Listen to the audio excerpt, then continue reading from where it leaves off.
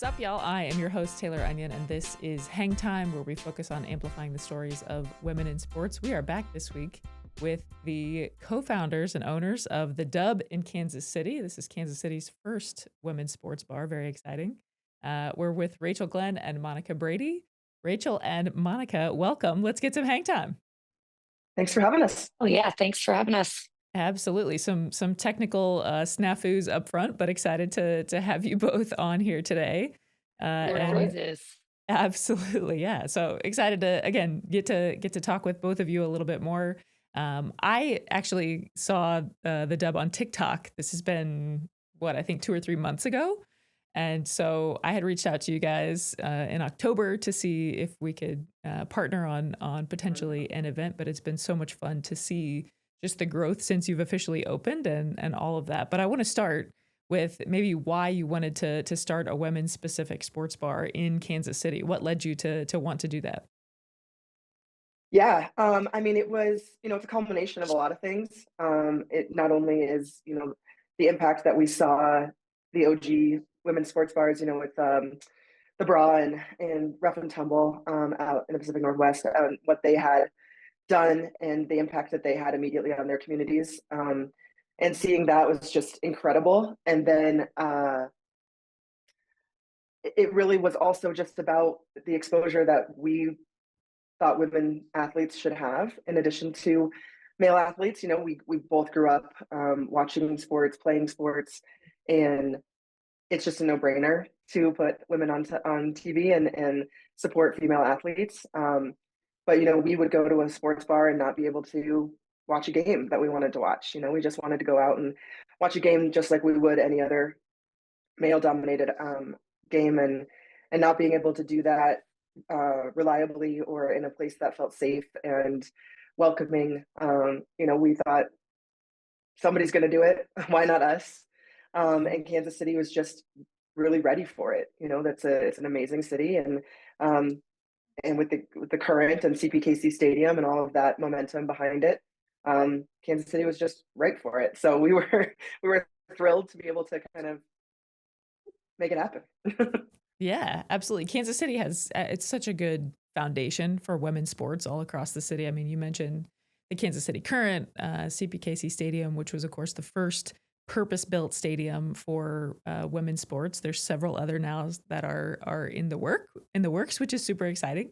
Women Leaders in Sports HQ is also in Kansas City. So again, the foundation for sure is there for Kansas City to be a women's sports city, which is amazing.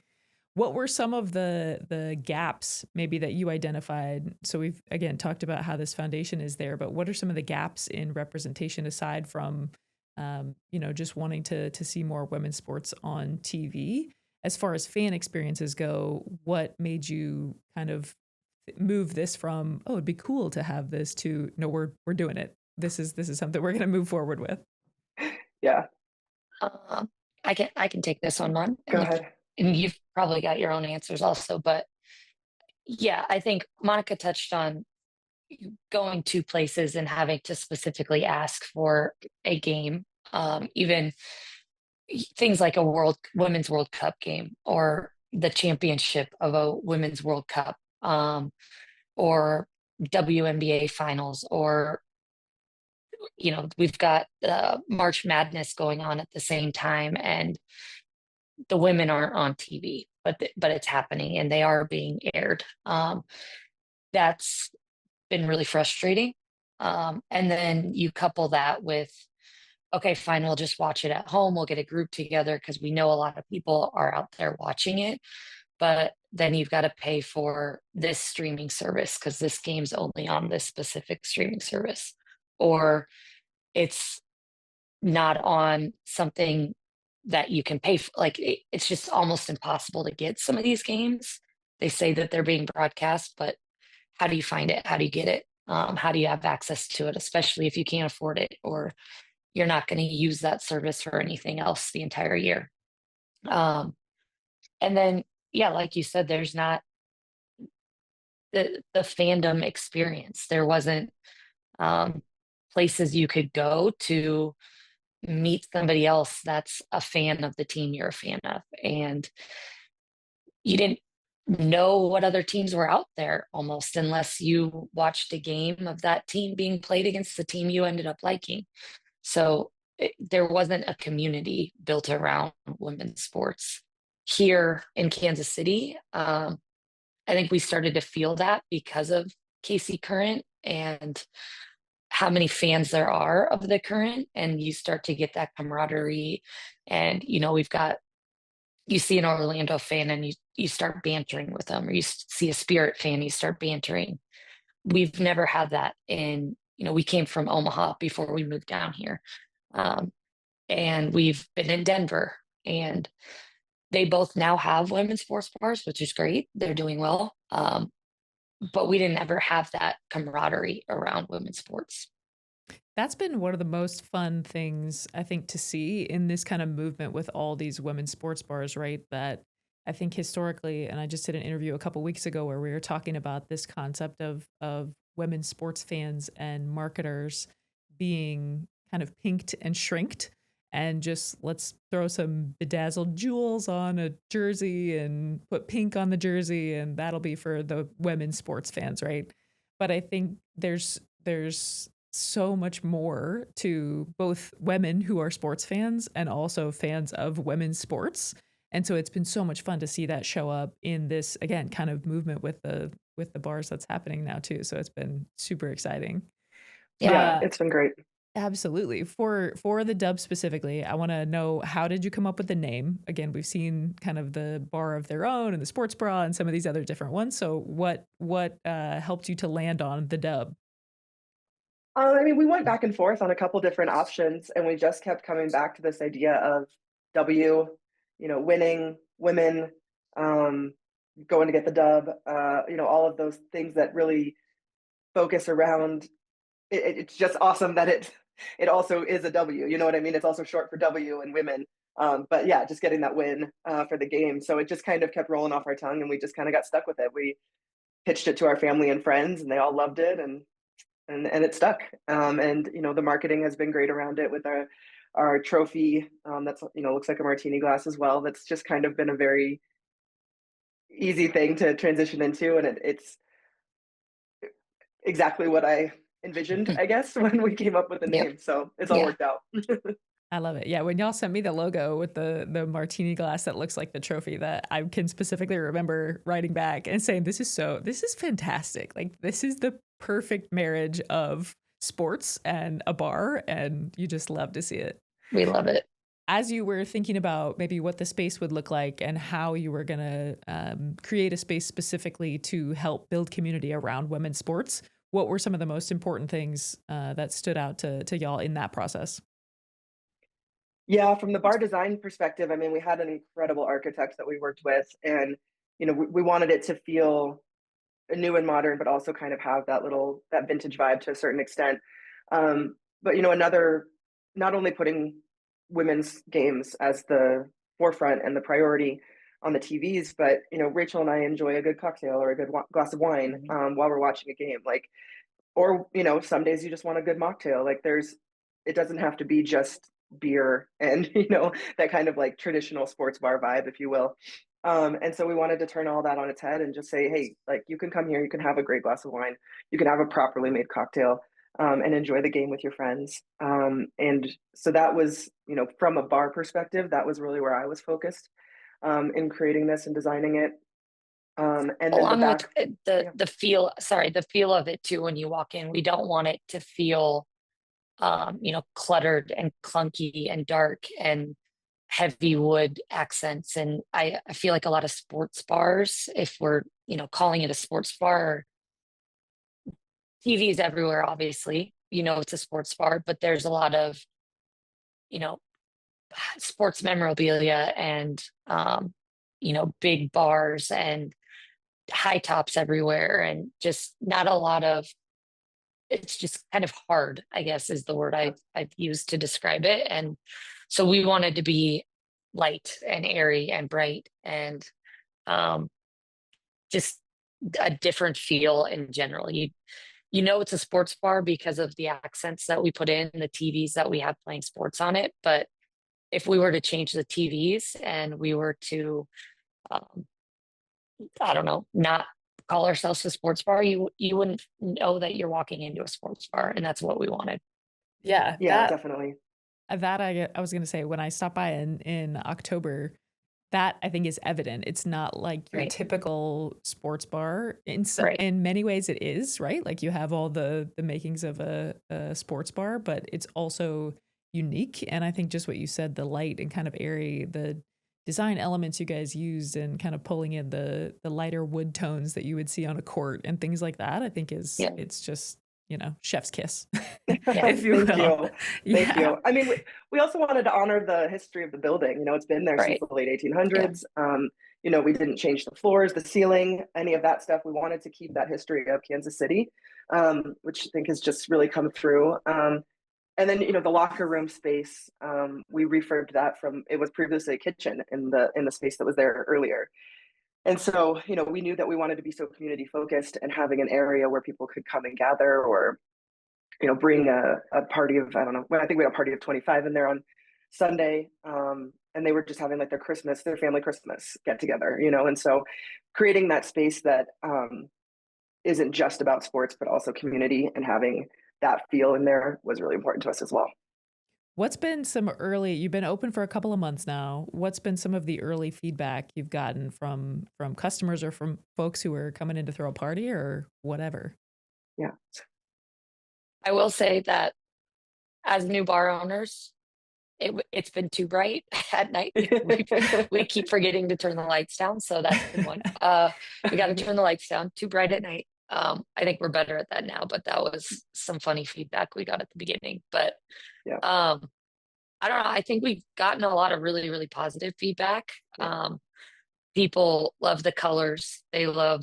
I think they love the feel of it.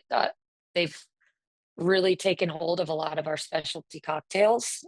We've got some really good best sellers. I'd say a handful of them are, yeah, they just love them. They come back for them. And our food has been really popular. We've got a pretty good menu. And I mean, we've seen people meet people there and then come back and meet them there on purpose, and create friendships and create bonds there, and have people thank us for giving them that space. And that's been huge for me. There's Yeah. That's been been so rewarding. there have been a few kind of major sporting events that have happened in the last couple of months. Is there one that stands out in your mind where you're like, oh, this was the best day at the Dub that we've had so far? This has been great. Yeah. I mean, it was the Kansas City Current semifinal game, or quarterfinal. Would have been quarterfinal. Quarterfinal, yeah. Yeah, because we got booted out. But just the camaraderie that Rachel's been talking about, the camaraderie, you could feel it. Like, it was electric in Yeah. there. I don't think the staff stopped moving for like 5.5 hours. We were just so, everyone was so into it. It was really, really incredible. And there's so much love for the KC Current in the city, and you see people watch. You can go to any bar in the city and watch a KC Current game, but it's not necessarily going to be the main focus of that day, of that you know uh, time frame, whatever. And so just to have everyone in there to specifically cheer on our team, and have everyone so elated when they scored the tying goal, and then so defeated, and just like, you could feel it in the air. The energy was just so there, in so many ways. We had people sitting, on folding chairs because we had run out of table space. Sitting But they didn't. outside in blankets and scarves and hats because there was Yeah, no room inside. Yeah. yeah, but they didn't mind. Everyone just Yeah. wanted to be there and wanted to Mhm. experience it together, and that has absolutely been. It was an incredible day. Aside from the Current losing, it was an incredible day. Yeah. That's awesome. That's awesome. There was it just this past, by the time the episode comes out, it'll be a couple of weeks past for the Women's College Cup hosted in Kansas City. Did you see a big influx of folks coming through for that as well? We did. Yeah. We actually have. I would call him a regular at this point, but he's a Florida State fan, and so he started coming in at the early games, with his partner to watch, and it was just so fun to be able to put that on for him. And for for him to just to see his excitement when they would win. And so I'm excited to see him again when he comes back to celebrate that championship win that Florida State had. I think that's just spectacular. But yeah, so we saw a good influx. We hosted the parents of the Duke players in a little private event that they had before they went to the game, and that was really nice to experience as well. Awesome. I love it. I want to go back. So we've talked a little bit about kind of how you came up with the idea, what you wanted to feel, or the concept of the bar. But what was the process like from start to finish, from the idea of, hey, maybe we should do this, to physically, here's a location, we're opening, all the things. Rachel, I'll let you take this Oh, since I eh, yeah. from your This perspective. one, this one's always hard because I think that Monica and I had no idea what we were getting into, Mm, but yet we knew it was going to be everything that it was. So it's kind of hard to explain. But yeah, I mean, Monica wrote the business plan. She pitched it to me. I, of course, said, yeah, let's do this. I'm always kind of the one that throws the what ifs and devil's advocate kind of thing. But I said, yeah, we've got nothing to lose. Write a business plan. We'll start there. So she did that. We pitched it to family and friends. Everybody was ecstatic about it. Um, we got a connection for a realtor. We just started, okay, we'll just look at spaces. We've got nothing to lose. Okay, we found a space we love. Okay, now we're going to sign a lease. Okay, we've signed a lease. Now, okay, we're doing this. Like, we've got an architect. We're doing it. All right, we've got to get the money. Okay, we're funding this now. Like, these things just happened because they had to and we wanted them to, and it just never stopped. Um, I think it's just a lot of figuring out what we had to do because we had to figure it out. But Yeah, neither of us really knew at all what we were doing. Um, but we had so much guidance and so much help along the way. Um, we knew we wanted to be, we knew we wanted a woman contractor. We knew we wanted to be woman built. And um, we ended up getting a fantastic general contractor. She really guided us through the whole process, made us feel comfortable, and made the whole thing as easy as it could be for us. I think there were stressful parts, but that was mostly permitting and waiting on the city and things that were out of our control, really. Funding was stressful, and you hear things like, oh, you're women. Oh, um, you're going to get there's a lot of grants out there. There's a lot, people want to fund small businesses. And we found that to not be true. There's a, yeah, there was a lot of hurdles with that. So that part was stressful and kind of discouraging. Um, but again, we signed a lease. We've got a place. We have to figure this out. There's no other way. And Monica and I kind of just have that mindset of we've got to figure this out, and we just do it. And it becomes part of your daily life. Like, okay, what do I have to do for my job, and what do I have to do for the dub? And um, it just became our life. And yeah, um, along the way, we just kept telling ourselves, we're doing this for a reason, and it's going to be worth it. And, we spent the last year before we opened uh, trying to get involved in Kansas City and trying to get our name out there. We didn't wait till a couple months before we were open to tell people we were coming. We announced that we were opening and pretty immediately started doing pop-ups around the city and partnering with local bars to bring people into their space, but give our name exposure and sell our merchandise and get people talking about us and get people excited. And I think that helped a lot because people never didn't show up to those, and we did a lot yeah, of them. And yeah, every time we did one of those, people would tell us how grateful they were that we were doing it, how excited they were. Um, so those things kept our bucket full the entire process. And had we not done that, I think we would have lost a lot of steam. But the city backing us and being so excited was huge for us. And there's still people every day almost that come in and say, I've been waiting to get here. I've been watching you guys since the beginning. And yeah, without that, it would have been a completely different story for the last year and a half. It Yeah, sounds I agree with that. it sounds like you guys have had so much, almost a year's worth before you even opened of this kind of grassroots, let's do the pop-ups, let's get our name out there, TikTok, all these things, right? That were happening before you officially opened your doors. There's also, we've talked about this community through Together, their X Marks the Spot campaign that's highlighting all these women's sports bars throughout the country. Has that visibility, have you seen that kind of show up in the space? Have you had people come in who are like, oh, we came from XYZ location just because we wanted to be able to come and be here because we saw it on Together or whatever it is?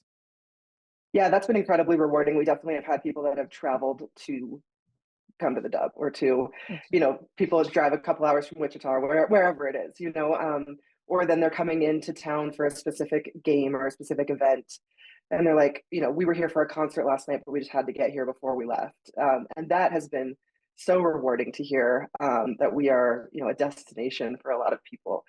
Um, and yeah, the partnership with Together is fantastic. The what they're doing for women's sports exposure is just spectacular, and including the bars in that effort, is really kind of them. They don't have to do that, but they have enough firepower behind them. But to really include all of us as a feature on the website and their social medias, and just keeping our names out there, along with everything else they're doing, is really spectacular, and we're really grateful for it. There's a list of, I think there's 20 on the list right now that are currently open throughout the country. There are another 19 coming, which is amazing. One of which is coming to St. Louis. We've got one of the sports bra franchise locations that's opening actually right down the street from where we are in the studio right now.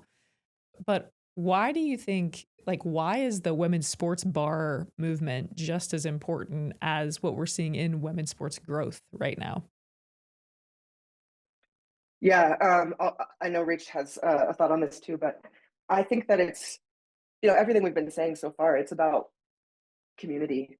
It's about being able to find your people, or just, women's sports bars are special in that they've kind of taken on this, um, safe place kind of feeling.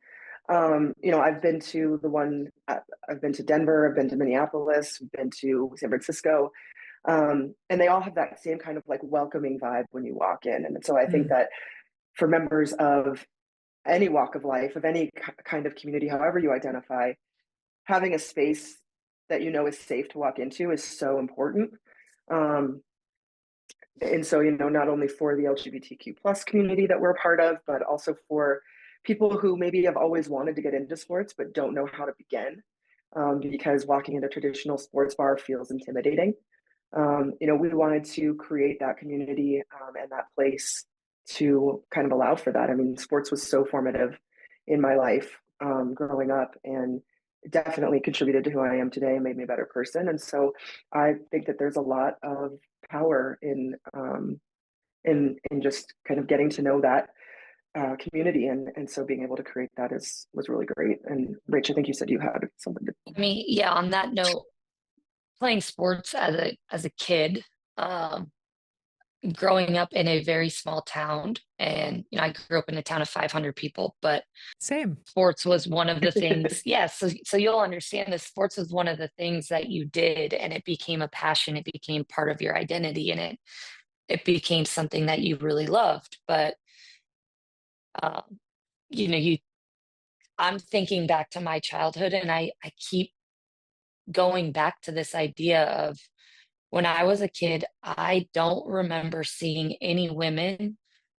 playing softball on TV, playing basketball on TV, playing, running track on TV. Those are the sports that I played, and those are the sports that I felt like I could have been good at and felt like I could have excelled at. And I never took those anywhere, whether, I'm not saying that I had the skill to do that, but I knew at a young age that that wasn't going to be an option for me because I'm sure the WNBA was on some channels. I had five of them. They weren't on my channels. Uh, I remember seeing ice skating. I remember watching the Olympics, Mm. and that was it. So for me, as a 12-year-old, loving softball, loving basketball, loving running, to get to the Olympics did not feel realistic. So there was no pathway for me. And what we're doing by putting women on TV the way they always should have been, to me, it's just opening these doorways and these pathways for the younger generations to say, hey, I can do that. Like I can be in the Olympics because I'm watching them, but I also know that, you know, we've got all of our Casey Current fans here. They see Lola Bonta making the US team. They know that Lola Bonta, she went to college and played first. And okay, so they're following her career now because they're a fan of her. But they know that she has a pathway that she took.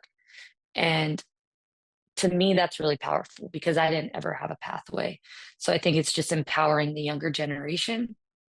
And I mean, the other thing we always say, it's pretty simple. Women have always had this level of talent. They've always been good at sports. They've always played sports.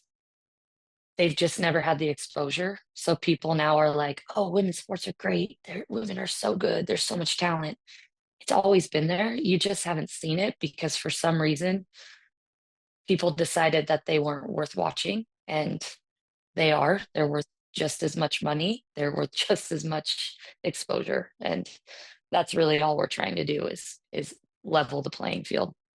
Yeah, Serena Williams said it best recently. Like everyone, just as you said, right? It's like, oh, women's sports, it's so cool now. And she's like, no, we've always been cool. We've always been doing this. It's just there's a camera on it now. The attention is focused there. If you had a crystal ball and you're projecting 1 year out from right now, you've been open now. We're in 2026, so for a year and some change in this crystal ball. What impact do you hope that the dub has had at that point? Yeah, honestly, something that Rachel and I, one of our guiding lights really is that if we're doing this right, we won't be the only women's focused sports bar in Kansas City Mm. because there should be a place always. We can throw a stone from the dub to hit, four other sports bars, like, but we're the only one putting women on the TVs as our focus. Like that's ridiculous. Yeah. So I think that the impact the dub will have on Kansas City is that we won't be the only women's sports bar. I think that we both want to expand as well as the dub into other spaces in Kansas City, and I think that I hope that we have so many regulars by that point. We already have some, and being able to just say like, "Hey, what's up? Good to see you." Like, thank you so. It's just so fulfilling. So to be that place for so many people, I just want to continue to grow that vibe and that feeling in the next year. And We I would. also go ahead. Oh, I was just gonna say I would love to, be the origin story for somebody's like relationship, like Mm. that kind of stuff. Those are Yeah. those are really fun. Yeah, we also have a goal of starting a nonprofit arm of the Dub, and we're trying to do monthly kind of give back nights and bring in different nonprofits throughout the community. And we really want to be known in the community as as a place that will give back to the community and a place that if you have a board meeting or you have a team outing coming up or you have anything, like we want to be that spot that people are like, oh, it's so fun when we go there, and I know a great spot, or the food's really great here, let's get the team to go here before we do this. So that's one of our huge goals. If a year from now we can be people's kind of go-to spot for a place for their team or their community. I love it. Yeah, absolutely. I love it. All right. If you could get some hang time with any woman in sports, who would it be and why? This question always trips us up because I think my list is probably 600 long, but Oh my God, it's so um, hard. Same. Yeah. I mean, my first hero was Mia Hamm, so that will always be my go-to answer. I think that I would faint if she walked through the doors. But also, I'm wearing her shirt, Asia Wilson. She's the moment, and Big time. so fun. Oh my God, I'm just obsessed with every interview she does. So I would love to have some hang time with her. Yeah, I think I'm going local. I'm going Lola Bonta because she's just like we've met her several times now and she's been into the dub and she's just down to earth. She's cool. It'd be fun to just get to know her on a not soccer level. Just watching her do interviews and things like that. It just seems like she'd be fun to hang out with. Yeah. I love it. Where can listeners get involved, support? Where can they follow you guys or the dub? Yeah, we're on Instagram at the Dub KC. We also have a Facebook and our TikTok there as well. So anything at the Dub KC, our website, thedubkc.com. Yeah, we're trying to keep up with all of our events and all the amazing sports going on. But yeah, that's where we post everything. So Instagram's We've the best also way. got an app on Oh yeah, Android and iPhone, the Dub Okay. KC. So that keeps you can buy merch, you can see our events, you can do a lot of stuff on there. So yeah. Download our app. I forgot about links that. to different things, calendar events, things like that. Awesome. You mentioned events. I'm going to do the lightest teaser, and I'm just going to say that I'm excited to see you both in person later this month for something volleyball related. I'm just going to leave it at that, and then we'll tease it. This is my version of a pop-up shop, so we'll tease it, build the excitement, all of those things. Well, thank you both for taking the time out of your schedules today to hop on. This has been so much fun. Yeah. Absolutely. Thank Thank you you. for having us again. And yeah, so fun. We'll see you soon. Absolutely. All right, listeners, we will see you back in a couple of weeks. Until then, you can follow along at Hangtime P0D, pretty much wherever you get your social media. Again, we'll see you back in a couple of weeks. That will actually be our final episode of 2025. We'll see you next time.